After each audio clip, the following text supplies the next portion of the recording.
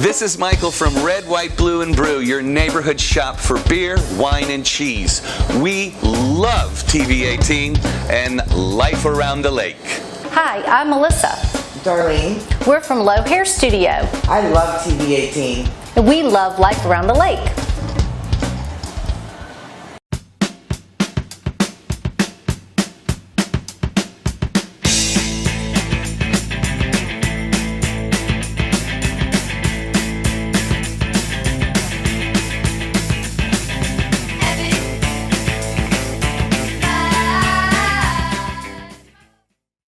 Hi, Norm Allen with you with another version of Meet Your Neighbor. You know, you never know who lives around you, as we've always said in all the great interviews we've done thus far on TV 18. But today is a very special day because we're visiting a place that's about remembrance. And it's about remembering things that are very important in American history. So don't go away. There's going to be good stuff coming to you from Ellwood Manor, right here in Orange County, Virginia, on Meet Your Neighbor, where the stories are all about you.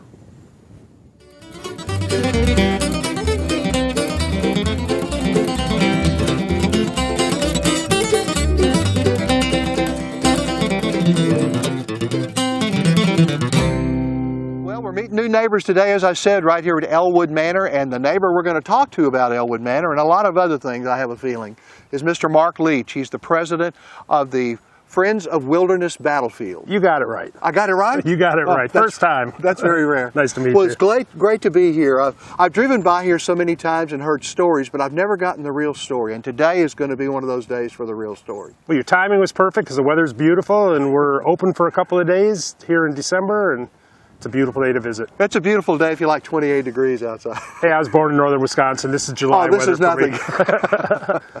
Well, let's just get started. I mean, this gorgeous home is right behind us. It's been restored, obviously, but it has a long and varied history, doesn't it? Yes, it does. It's actually, the house you see is over 220 years old at this point. Built back in the late 1780s into the 1790s by a man named William Jones. And we know for a fact it was here in 1799 because, believe it or not, the Park Service has a copy of a fire insurance policy that has a sketch of the house and all the dependency buildings that were around it. So it's seen a lot of history. Only two families have ever owned Ellwood. William Jones was the first owner, and his family owned it up through 1907, at which point the 20th Century family took ownership. National Park actually purchased it in 1971, and it was first opened to the public in 1998. What was the original size of the house and size of the estate here? The original footprint of the house, I do not know the measurements offhand. It's a huge house for the period. Big two-story wood frame farmhouse. But there aren't any modern add-ons or anything right now? No. What you see is what was built originally. Oh. Believe it or not, there's a full basement underneath the house. Wow. Which was very unique for that time period. The original estate, if you will, or the plantation, was roughly 650 acres. William Jones noticed that he could make money by leasing out property, and over his lifetime of owning Ellwood, he actually amassed up to 5,000 acres, which became the Ellwood plantation.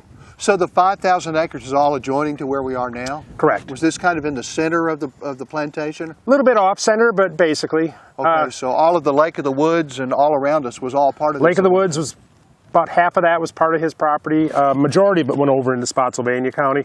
The property you see across from us were the main planting fields. But almost 100% of the wilderness battlefield was on William Jones's Ellwood property. What is our major crop that was grown in those days? Mostly, that's a very often answered question, or asked question. Mostly the seed grains. We had corn and wheat and barley.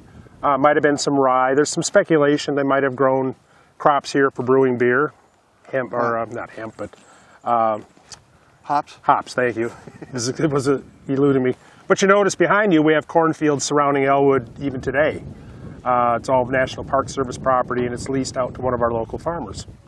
So we have a crop every year, and it always looks like a working farm no matter what. It still is a working farm, and we're very proud to be able to tell our visitors that for 220 years plus, we've always been a working farm. Now, the Civil War plays a big part of this, but this house had already been here 100 years by the time the Civil War got here almost. Absolutely. We actually had the Revolutionary War literally march through Ellwood. Okay. Down this direction is the Wilderness Run. A little French general named Lafayette actually camped across from Ellwood.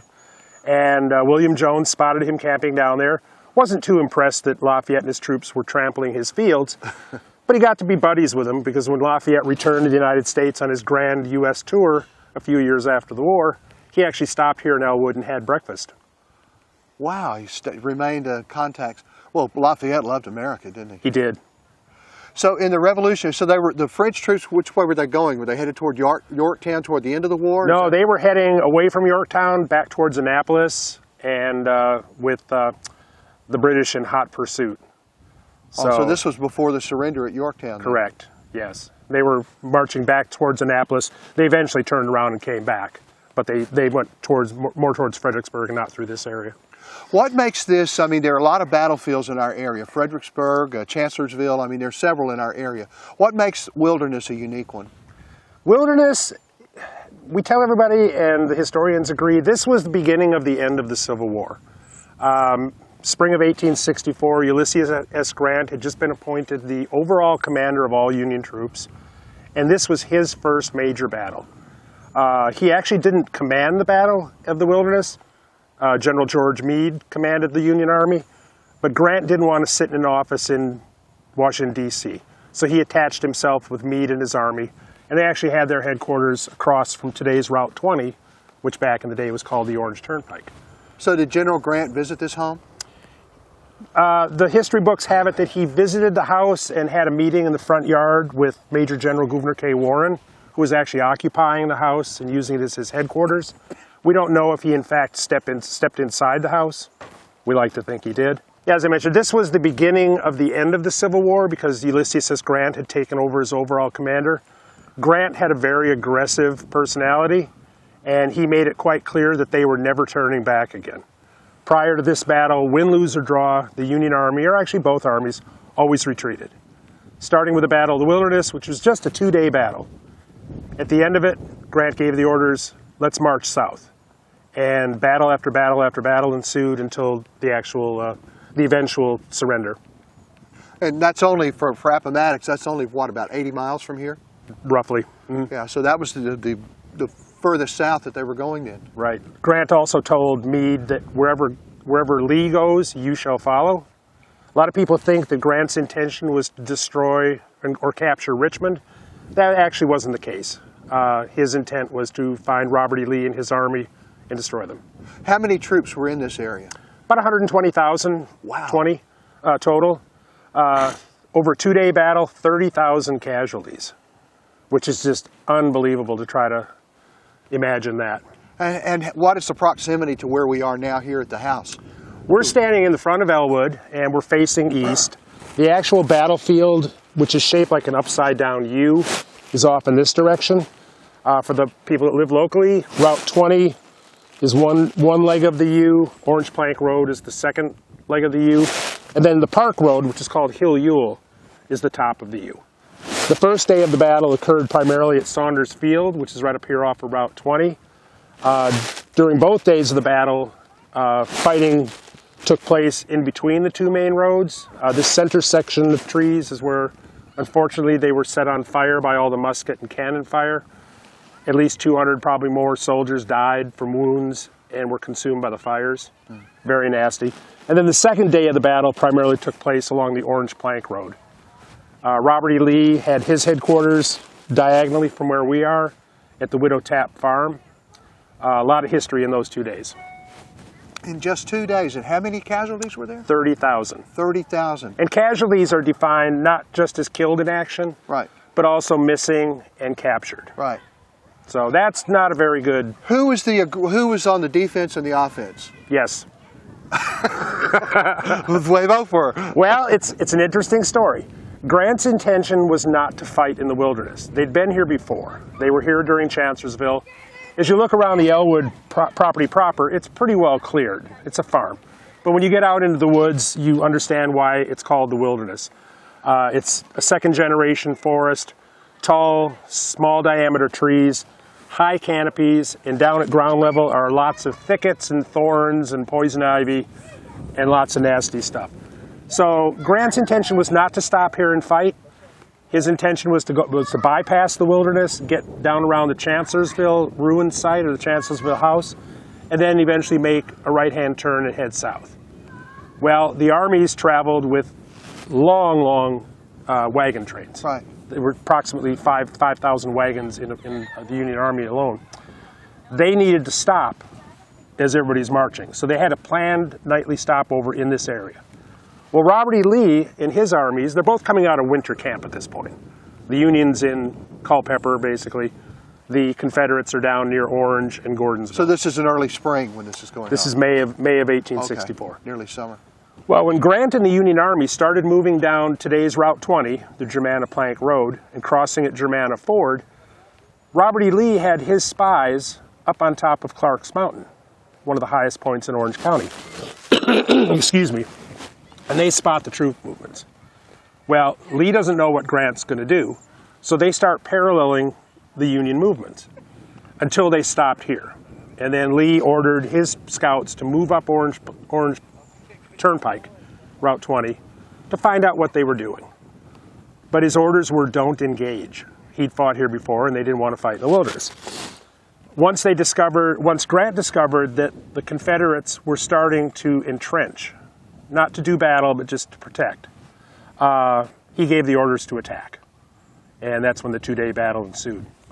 Now, Chancellorsville is only a few miles from here. About 8 miles. But that's a whole different campaign there, isn't it? That was a year before. That's why Orange County, one of the mottos is all 4 years, especially the town of Orange. The Civil War marched through this part of Virginia all 4 years of the war. Fredericksburg, of course, many times. But yes, Chancellorsville was in the spring of 1863, and then of course everybody moved up to Gettysburg for a little battle, and then worked their way back down to Virginia. And the Battle of Fredericksburg was even prior to Chancellorsville then? 2 different battles, right. Yeah, Was it prior? They were both prior. Wow, so I mean, you get the idea that all of this was going on at one time, but it wasn't. This was spread over, what, a 4-year period.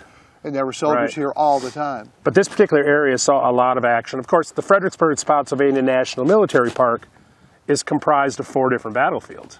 True. You've got Fredericksburg, and then Chancellorsville, and then Wilderness, and then Spotsylvania Courthouse, which was the next battle after Wilderness. Now, something else major happened here during that. Was this during the Chancellorsville campaign when General Jackson was through here? Part of it. Part of it, okay. Yeah. Let's tie him into this story. Excellent point. That's one of the main drawing points for our visitors to Ellwood is the arm of Stonewall Jackson, which we have buried here in our family cemetery.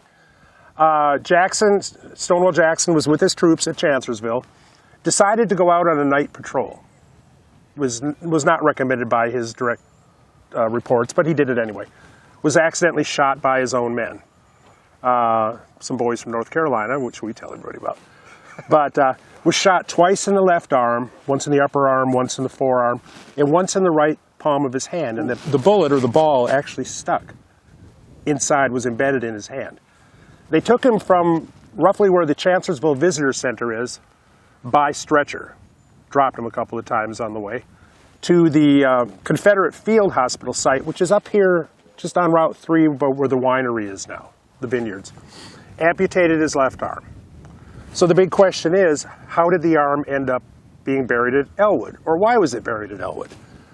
Well, General Jackson's chaplain was a gentleman named Beverly Tucker Lacey. And he didn't think it was proper to have the general's arm literally thrown out with the trash. So he wrapped it up, probably in a blanket or a towel, rode over here, most likely on horseback, to his brother's farm and buried it in the family cemetery, where it lies today. And there it's been since. Now the big question is, has anybody ever dug it up? Has anybody ever messed with it, is usually the question we get. Yes, we know for a fact the Union, when they were here in May of 1864, had heard about the arm being buried here, dug it up, still fresh grave at this point, so they could identify it. They dug it up, they took a look at it, they reburied it where they found it. Other than that, we have no documented record of anybody ever messing with it. But General Jackson didn't pass away here at Ellwood, though. So no, he personally was never here then. Just his arm. Just his arm. No, actually, great question. He was transported by ambulance, if you can imagine in 1863 when an ambulance was, roughly 28 miles down to Guinea Station, which is southeast of. Right, now we're in the Ellwood Family Cemetery, which is south of the building itself, the house. There's actually 15 family members buried here. Kind of interesting that there's no headstones, but that was kind of common in the time. And it's also the burial site of Stonewall Jackson's left arm, which was amputated after the Battle of Chancellorsville. The only marker we have in the cemetery is a piece of granite that was put in to commemorate Stonewall Jackson's arm. What's interesting about the marker is it was installed years after the war by James Powers Smith, who was with Jackson, was actually on his staff. So one can kind of presume he might have been here when they actually buried the arm. We don't know for certain, but my guess is he probably was. Big question is the marker placed directly where he knew the arm was located, or is it purposely placed where he didn't think it was located? Kind of an interesting fact, you'll notice on the top of the marker, it's been chiseled away. And if you look closely, there's like a white concrete epoxy here. That happened in 1921. The United States Marine Corps invaded Ellwood. There were 4,200 Marines that marched down here from Quantico through the town of Fredericksburg and did maneuvers across from Ellwood. They actually used the Wilderness Run as a mock beachhead. General Smedley Butler was in command of the East Coast Expeditionary Force at the time, and he brought a bronze plaque along with him. And they chiseled off the top of the marker and affixed that plaque, which basically commemorated Stonewall Jackson. Kind of an interesting story. We've seen some beautiful things on the outside with the grounds, even though it's wintertime, but we can certainly tell what goes on around Ellwood, or what used to go on here. Right. And now that we're inside the house, let's get into this. This room is really intriguing, especially the wallpaper with all the diamonds. You like it? I'm not sure I'd have it in my living room, but I like it, yeah. Well, yeah, like I say, we're now on the inside of the Ellwood Manor. After almost $500,000 worth of interior restoration, when the Park Service took over the property back in 1977, it was literally falling apart. You could open the front doors, look through the walls, and see the fireplace in the farthest back room. Our Friends group, Friends of Wilderness Battlefield, was one of the principal fundraisers to raise money to do the restoration inside. That included putting in interpretive displays to tell people the history of Ellwood and particularly the Civil War involvement of the property. Especially this room. This is what we call the Warren Room. And during non-war times, this was the parlor, or the living room, with a formal room in the house. During the two-day Battle of the Wilderness, General Gouverneur K. Warren, Major General, 2 stars, occupied this room and used it as his office. And we've staged this room with authentic Civil War furniture. So that's a Union General? Union General. Okay. Did the Confederates ever occupy this house as well? They did, almost just about a year prior. Okay. After the Battle of Chancellorsville in 1863, of course the armies moved up towards Gettysburg. The Confederate Army took over the house and used it as what is called a recovery or a convalescence hospital, where there were as many as 100 or more wounded Confederate soldiers recovering from their wounds here inside the house. Now, we're in the Warren Room now. Is this where Warrenton got its name, the town of Warrenton? I don't believe so.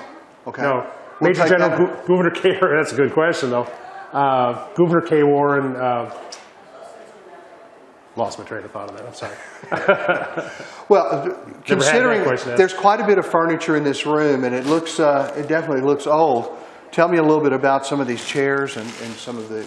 Well, these are the famous camp chairs. Just about any Civil War photo you look at has these rather fragile-looking chairs, wood frames with a canvas seat. These are kind of fancy. They actually have a pattern on them. Of course, General Warren was a 2-star Major General in charge of 1/4 of the Union Army. So he had some rather nice things. On the table, this is actually where Warren would have sat in the evening when he came back and did his reports and such. We have maps. Of course, we have some reproduction maps throughout the house. This is where he would have dined and met with his staff. My favorite piece is right behind you, and that is a cot from the Civil War, which was issued to a 2-star general to sleep in. Doesn't look very comfortable, does it? Not really. But considering the alternatives, if you were lucky enough to sleep in the house, if you were one of the officers, you probably didn't have a bed, but your boss did. If you were a regular private or a regular soldier, you were probably outside sleeping underneath the trees. So there is some great privilege of rank, isn't there? Absolutely. But everything that Warren had that he traveled with had to be lightweight and portable. So you notice everything folded up. We have a table over in this corner that has some of his personal belongings, or what would have been his personal belongings. Hairbrushes, shaving cup, shaving mug with the old shaving brush. A lot of the kids don't know what that's all about. How much of the interior of the house is authentic from the beginning? Are the floors and the fireplaces? And Almost all of the flooring is authentic. You can kind of tell by looking at it. It's all yellow pine. It's about an inch thick, inch and a half thick. The fireplaces, for the most part, are original. They've been closed off, if you will, and relined to some extent.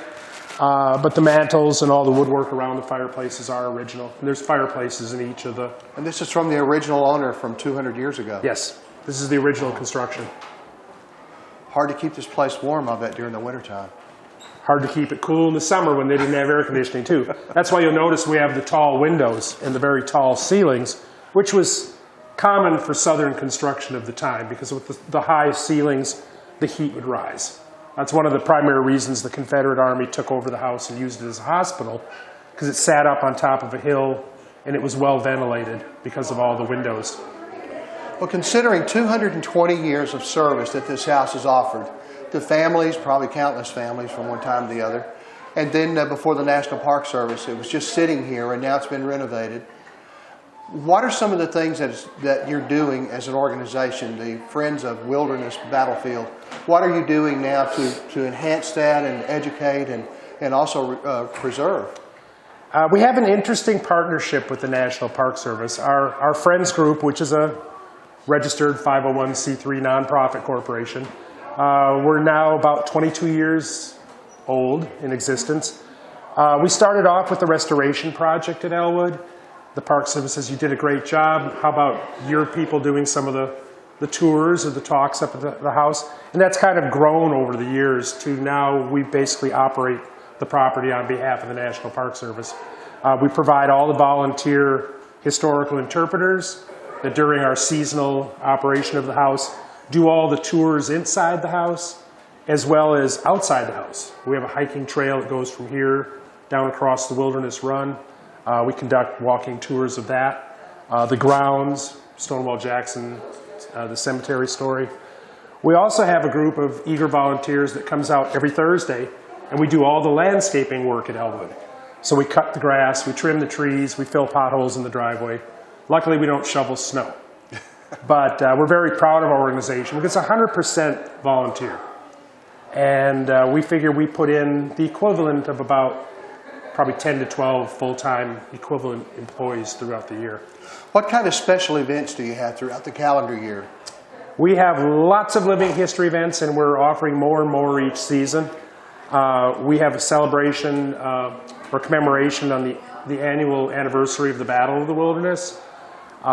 We do a Mother's Day event here where some of our volunteers dress up in period attire, and they read letters from soldiers that were written back to their moms and their sweethearts.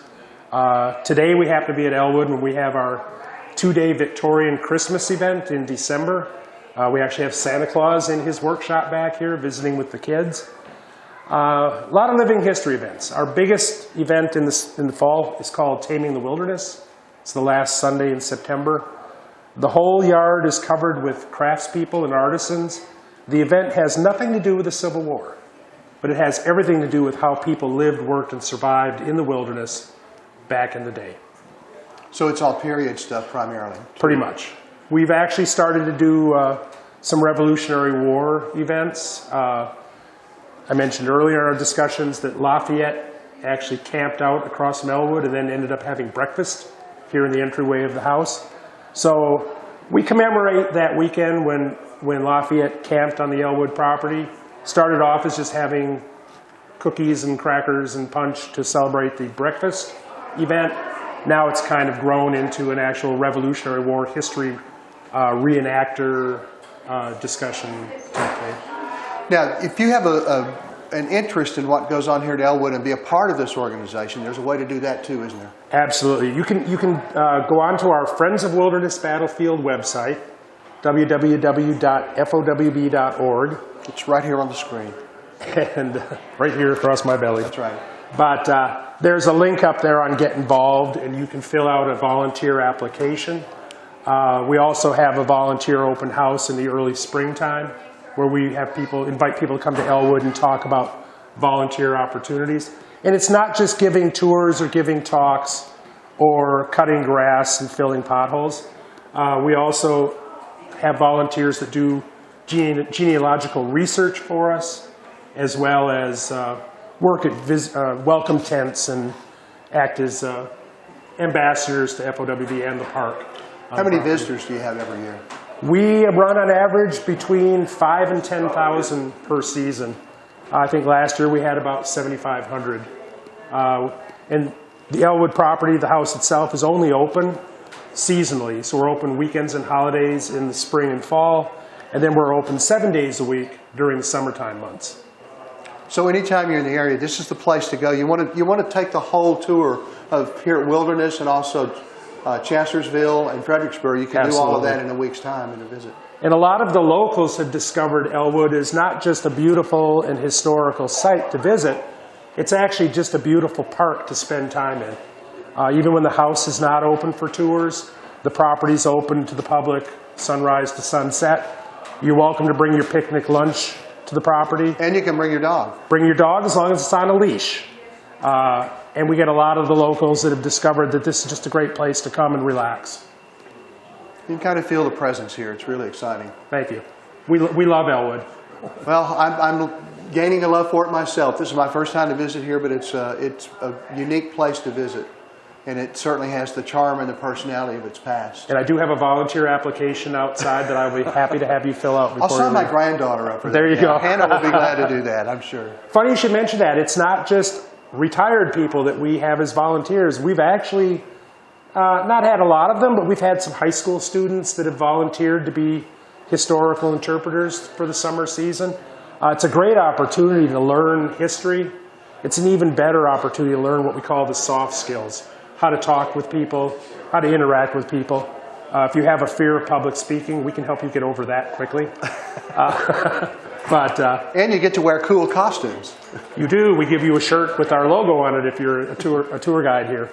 But also working with the Park Service. I mean, we're branching out and doing even more and more events. We're into education. We're working with the school systems. For the first time ever, Friends of Wilderness Battlefield is going to be doing an event in Fredericksburg. This coming February is part of Black History Month. It's going to be an exciting event where we're working in collaboration with some of the local churches to do some educational programs. Great, great.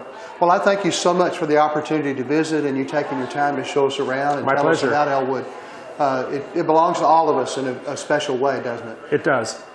Funny you should mention it belongs to all of us. Like we said early on, it is part of the National Park Service.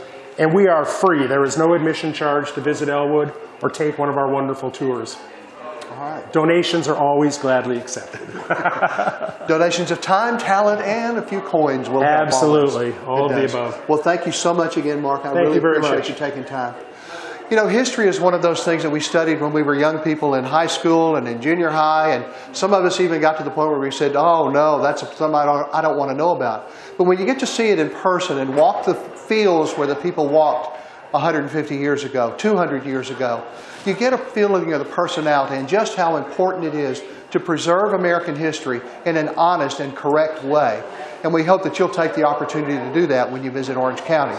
Because right here, you know, one of the things that I've thought about many times in visiting all the historic sites we have around the country is the future is history.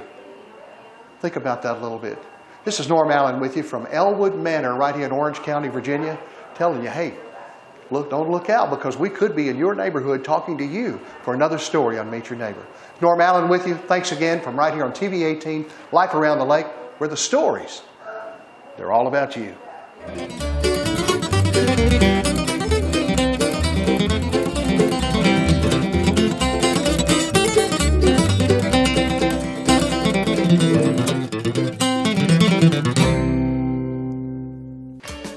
Hi, we're Diane and Keith Morris from Integrity Automotive. And we support TV 18 and love Life Around the Lake.